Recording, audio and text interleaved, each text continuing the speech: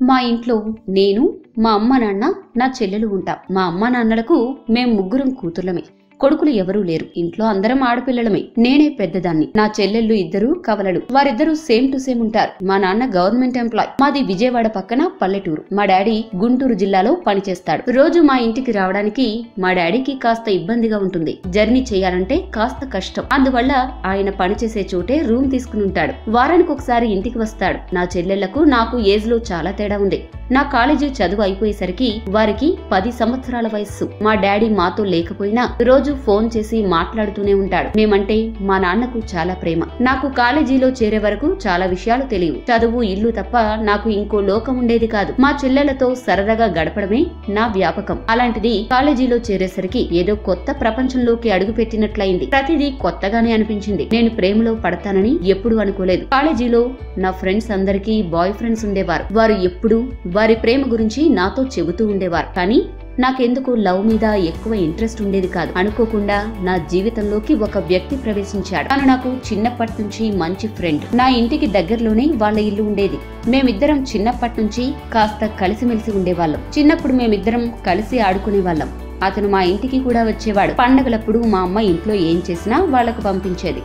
వాళ్ళమ్మ కూడా వాళ్ళ ఇంట్లో చేసే వాటిని అతనితో మా ఇంటికి పంపించేది. కాలేజీలో అతను నాకు సీనియర్. అతను నాకన్నా వయసులో కాస్త పెద్దవాడు కూడా.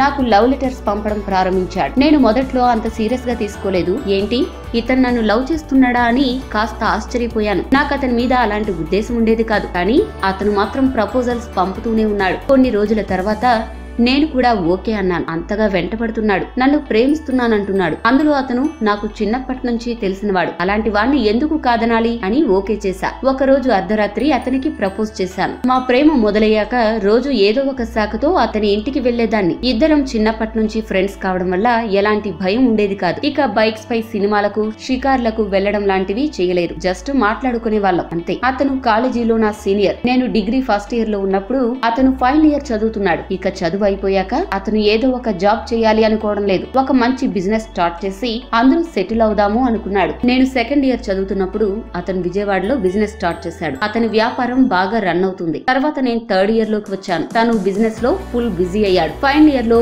క్యాంపస్ ప్లేస్మెంట్ లో నాకు జాబ్ వచ్చింది. మన అమరావతి ఇప్పుడిప్పుడే డెవలప్ అవుతుంది కాబట్టి నేను హైదరాబాద్ లో జాబ్ చేసేందుకు నిర్ణయించుకున్నాను. నాకు హైదరాబాద్ లో ఒక పెద్ద ఐటీ కంపెనీలో జాబ్ వచ్చింది. నేను అక్కడికి వెళ్తాను అని నా బాయ్ ఫ్రెండ్ తో చెప్పాను. దానికి అతను కూడా ఓకే అన్నాడు. విజయవాడలోనే ఏదో ఒక జాబ్ చూసుకో అని మాత్రం చెప్పలేదు. నన్ను అలా ఎంకరేజ్ చేసినందుకు నాకు చాలా ఆనందం వేసింది. నన్ను అర్థం చేసుకునే బాయ్ ఫ్రెండ్ దొరకడం నాకు చాలా సంతోషం. హైదరాబాద్ లో జాబ్ చేసి కాస్త ఎక్స్పీరియన్స్ వచ్చాక ఇక్కడ వేరే కంపెనీకి వస్తానని తనతో చెప్పాను. అందుకు కూడా ఓకే అన్నాడు. నా విషయంలో ఎప్పుడూ అభ్యంతరం తెలుపలేదు. మొదట్లో నేను ప్రతి వీకెండ్స్ లో హైదరాబాద్ నుంచి విజయవాడ వచ్చేదాన్ని. మా ఇంటికి వెళ్ళాక అతన్ని కలుసుకుని మాట్లాడేదాన్ని. కానీ 6 నెలల తర్వాత వీకెండ్స్ రావడానికి కుదరలేదు. ప్రాజెక్ట్ వర్క్, టార్గెట్స్ ఉండడంతో వీకెండ్స్ లోనూ పని చేయాల్సి వచ్చేది. అతనికి ఆ విషయం చెప్పడంతో ఓకేలే, ఏం ప్రాబ్లం లేదని అనేవాడు. నేను 2 ఏళ్ల తర్వాత పూర్తిగా విజయవాడకు వద్దామనుకున్నాను. అప్పటిలోగా మా నాన్న కూడా ఉద్యోగ విరమణ పొందుతారు. మా కంపెనీకి సంబంధించిన బ్రాంచ్ ను విజయవాడలో త్వరలో ఓపెన్ చేయనున్నారు. నేను కూడా మంచి పొజిషన్ లో విజయవాడకు రావచ్చు అనుకున్నాను. దీనికి అతను కూడా ఓకే అన్నాడు. ఇంకా మా సిస్టర్ మ్యారేజ్ కాలేదు.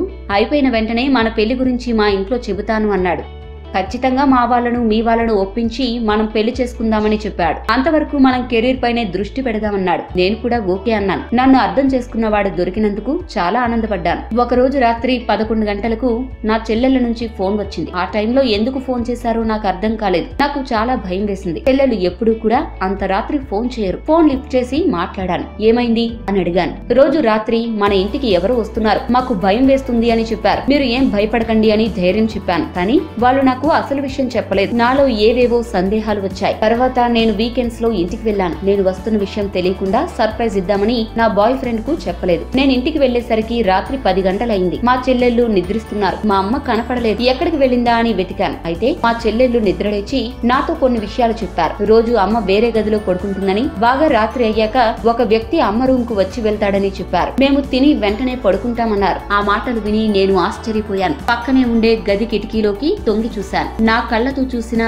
నేను ఆ విషయాన్ని నమ్మలేకపోయాను. నా బాయ్ ఫ్రెండ్, మా అమ్మ ఇద్దరు ఒకే బెడ్ పై ఉన్నారు. ఇద్దరు సరసాలాడుతున్నారు. అది చూసేసరికి నాకు కొద్దిసేపు మైండ్ బ్లాక్ అయింది. వాళ్ళిద్దరూ అప్పుడు అసభ్యంగా ఉన్నారు. అక్కడి నుంచి వచ్చేసాను. ఆ రోజు రాత్రి నాకు నిద్రే పట్టలేదు. మరుసటి రోజు ఉదయం అతను నాకు ఫోన్ చేసి, ఎన్ని రోజులు హైదరాబాద్ లో ఉంటావు? కనీసం ఆదివారం అయినా విజయవాడకు రావచ్చు కదా, నన్ను నువ్వు పూర్తిగా మర్చిపోయావంటూ ఏవేవో చెప్తున్నాడు. నిన్న రాత్రి నేను మా ఇంటికి వచ్చాను అన్నాను. దాంతో షాక్ అయ్యాడు. కొద్దిసేపు ఏమీ మాట్లాడలేదు. మరుసటి రోజు ఉదయం మా అమ్మ నన్ను చూసి ఎప్పుడొచ్చావమ్మా అంటూ మాట్లాడసాగింది. నాకు లోపల మామూలుగా కోపం లేదు. రాత్రి వచ్చానంటూ ఇంట్లో నుంచి బయటకు వచ్చాను. నా బాయ్ ఫ్రెండ్ కు ఫోన్ చేసి పార్కుకు రమ్మన్నాను. అతను వచ్చాక నాతో కొద్దిసేపు ఏమీ మాట్లాడలేదు. తర్వాత నేను చూసిన విషయంపై నిలదీస్తే షాక్ అయ్యాడు. నా కళ్ళలో నీళ్లు తిరుగుతున్నాయి. అతను మాత్రం ఏం మాట్లాడకుండా అలాగే ఉన్నాడు. నేను ఈ విషయంలో ఎలాంటి తప్పు చేయలేదంటూ చెప్పసాగాడు. ఇదంతా మీ అమ్మ వల్లే జరిగింది. తను ఫోర్స్ చేయడం వల్లే అలా చేయాల్సి వచ్చింది అన్నాడు. తర్వాత ఇంటికి వెళ్ళాను. మా అమ్మకు నా ప్రేమ గురించి తెలియక నీకు ఒక పెళ్లి సంబంధం చూశాను అని చెప్పింది. ఫోటోలు కూడా చూపించింది. అతను ఎవరూ కాదు, నా బాయ్ ఫ్రెండే. మా అమ్మకు అతనితో ఆ సంబంధం ఉండడం వల్ల నాకు అతనితో పెళ్లి చేయాలనుకుంది. తర్వాత తరచుగా అతనితో సరసాలాడదాము అనుకున్నట్టుంది. అయితే అసలు విషయం మా అమ్మకు తెలియదు. నేను మా అమ్మని నిలదీస్తే అవును అతన్ని నేను ఇష్టపడుతున్నాను అని సిగ్గు లేకుండా చెప్పింది. నాకు అసహ్యం వేసింది. నేను ఈ విషయంలో ఏదో ఒకటి చేయాలనుకున్నా. ఎలాగైనా సరే దీన్ని ఇంతటితో స్టాప్ చేయాలి అనుకున్నాను. మా తండ్రి చాలా అమాయకుడు. మా కోసం ఎంతో కష్టపడుతున్నాడు. అలాంటి అతన్ని ఇలా మోసం చేయడంతో నాకు మా అమ్మపై చాలా కోపం వచ్చింది. మా నాన్న పనిచేసే చోటే ఇల్లు తీసుకోవాలనుకున్నాను. మేము ఎన్నో సంవత్సరాలుగా ఉంటున్న మా ఇంటిని మా నాన్నకు చెప్పి మార్చేలా చేశాను. నేను కూడా లోన్ తీసుకుని ఇంటిని కొనేందుకు అవసరమైన కొంత డబ్బును మా నాన్నకు పంపించాను. కానీ అసలు విషయం మా నాన్నకు చెప్పలేదు. ప్రస్తుతం మా నాన్న ఇంటి దగ్గరే ఉంటున్నాడు. అంతా హ్యాపీగానే ఉంది. వాడిని నా జీవితంలో నుంచి తొలగించేశాను. సో ఫ్రెండ్స్, ఈ వీడియో మీకు నచ్చినట్లయితే లైక్ చేయండి, మీ ఫ్రెండ్స్ తో షేర్ చేయండి, మీ విలువైన సూచనలను కామెంట్ చేయండి. ఇలాంటి మరిన్ని వీడియోస్ కోసం వెంటనే మన తెలుగు టాకీస్ ఛానల్ ను సబ్స్క్రైబ్ చేసుకుని పక్కనే ఉన్న బెల్ బటన్ మీద క్లిక్ చేసినట్లయితే ఇలాంటి అద్భుతమైన ఒక్క వీడియో కూడా మిస్ అవ్వకుండా చూడవచ్చు.